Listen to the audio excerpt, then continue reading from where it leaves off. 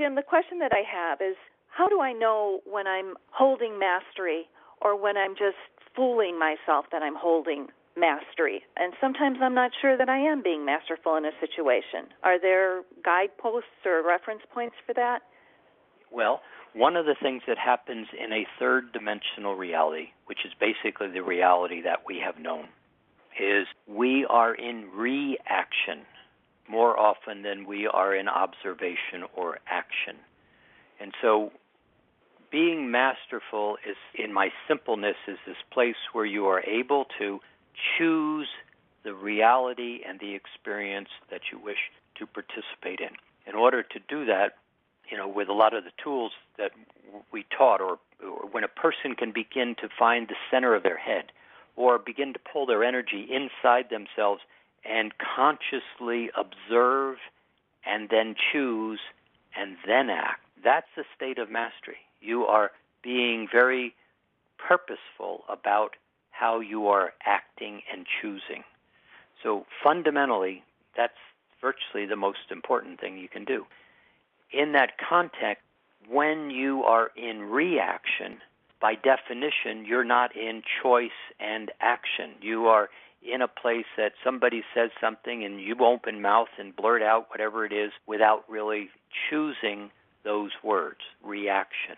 So this state of mastery is, to a great extent, is the ability to stand quietly and observe and then allow the world around you to be in motion and choose where and how you wish to interact and choose how to walk through the seams of much of that chaotic action that is in place. But the concept of reaction is, if you can recognize I'm reacting, then generally that's not a very masterful space. That's a habit.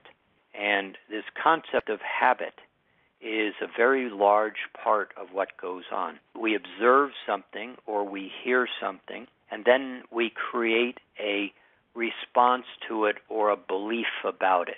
We go into agreement with it, or we go into argument with it, or we go into just rejection of it. No matter what you choose of those three, generally there is an impression that's made that you create a belief around it. It is this, she is that, he will do this always. And you very quickly take that belief and it drops into a pattern of habit. It's as if you continuously drive down one road to get to work. It takes you a half an hour. It's the only road there is. And you keep doing it. And then you start to recognize that there's not as much traffic on that road anymore. And, gee, I don't know what that is.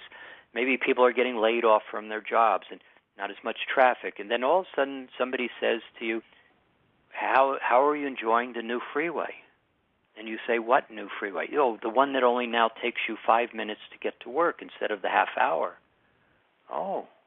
So the old belief was there was only one way to do something.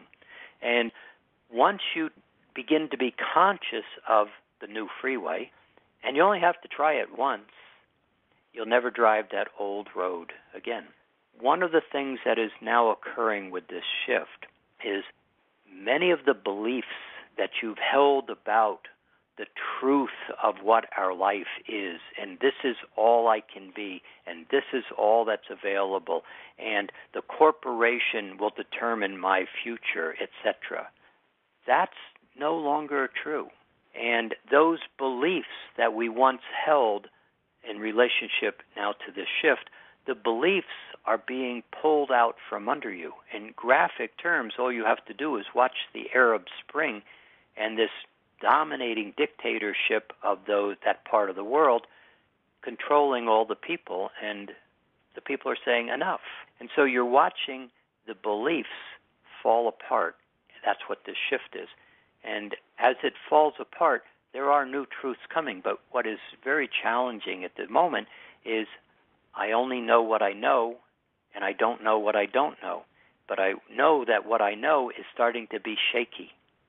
And so I'm uncomfortable. The mastery question is, how do I simply begin to choose to experience my reality differently? That concept allows you to start to pull your attention into a present time moment and begin to choose your reality in the now, which is the only place you can make a change.